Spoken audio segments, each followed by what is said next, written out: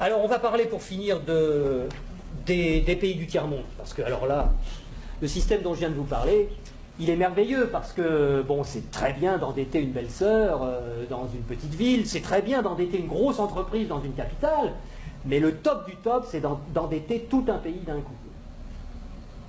Et là, il y a des spécialistes de ça, il y a le Fonds monétaire international, il y a la Banque mondiale, il y a l'OMC, qui ont des individus, des équipes particulières qui vont dans les pays pauvres, en général où on peut trouver des ressources qui sont utiles aux pays riches, des ressources minières, des ressources géologiques, des ressources énergétiques, du pétrole, etc. Et on dit aux dirigeants de ces pays, est-ce que vous savez que vous êtes assis sur des montagnes de profits?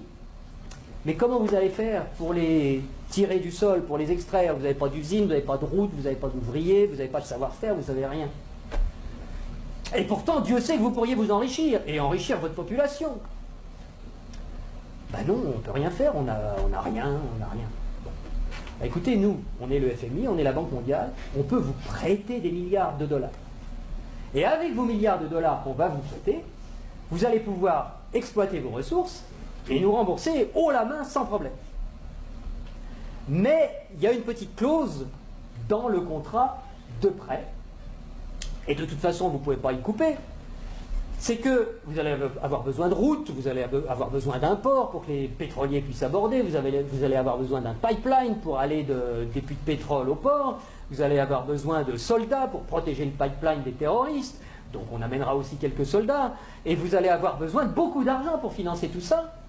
Et à qui vous allez acheter tout ça? Où sont vos entreprises? Mais on vous a dit, on n'a pas d'entreprise. Ah bon? Ben écoutez, c'est pas grave, nous on en a. En Occident, beaucoup, on en a plein. On a Halliburton qui fabrique des usines, on a Areva qui a besoin d'uranium, on a Bouygues qui fabrique des autoroutes, des ports, tout ce que vous voulez, on va vous faire ça aux petits oignons, pas de problème. Et c'est comme ça que ça marche. On vous prête 15 milliards, sous réserve que vous fassiez travailler nos entreprises, de toute façon vous ne pouvez pas faire autrement. Donc regardez bien ce que ça fait au point de vue monétaire. Il y a 15 milliards qui sont créés ex nihilo par le Fonds monétaire international et la Banque mondiale. Le Fonds monétaire international, c'est un organisme qui récupère quelques dépôts de la plupart des pays de la planète qui servent de garantie pour faire des crédits, des prêts aux pays sous-développés. Donc il y a 15 milliards qui partent de la Banque mondiale et qui vont sur les comptes du pays sous-développé. Et aussitôt ces 15 milliards-là qui sont dans le pays pauvre, ils retournent dans le pays riche pour aller payer des entreprises occidentales qui vont dans le pays pauvre faire du boulot, construire des trucs.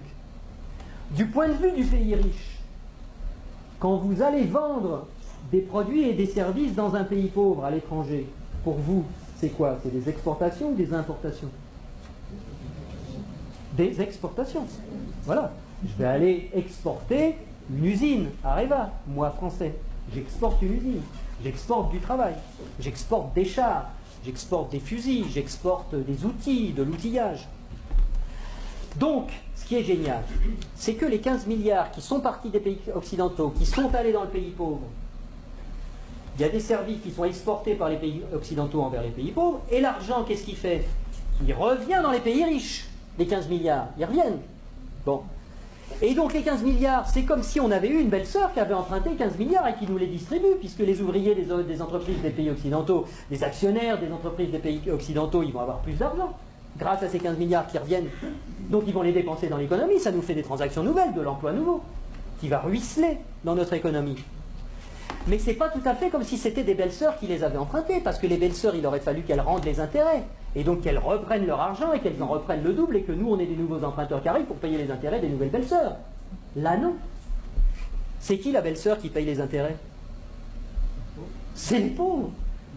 C'est les pays sous-développés. Et donc, on a été leur construire des trucs qui vont nous permettre d'exploiter leur richesse. On a eu de la monnaie en plus qu'on a créée nous-mêmes en la faisant passer par les pays pauvres, mais qui revient chez nous net d'intérêts. Et qui paye la dette, qui paye les intérêts, c'est le pays pauvre. Et ils ont deux solutions. Soit ils empruntent à nouveau le montant des intérêts pour pouvoir nous les rembourser, ce qui double leur dette. C'est pour ça que des fois vous entendez des présidents de pays sous-développés qui disent « Mais c'est pas possible, on l'a déjà payé 15 fois la dette, comment ça se fait qu'il faut qu'on paye encore ?» C'est parce qu'ils ne peuvent pas la créer. C'est parce que pour rembourser des dollars, il faut qu'ils les empruntent. puisqu'il n'y a que nous, les Occidentaux, qui peuvent créer des dollars pour les endetter. Et donc, soit ils empruntent pour continuer à payer leurs intérêts, soit ils vendent leurs ressources pour presque rien. Ce qui nous permet à nous d'avoir le niveau de vie qu'on a.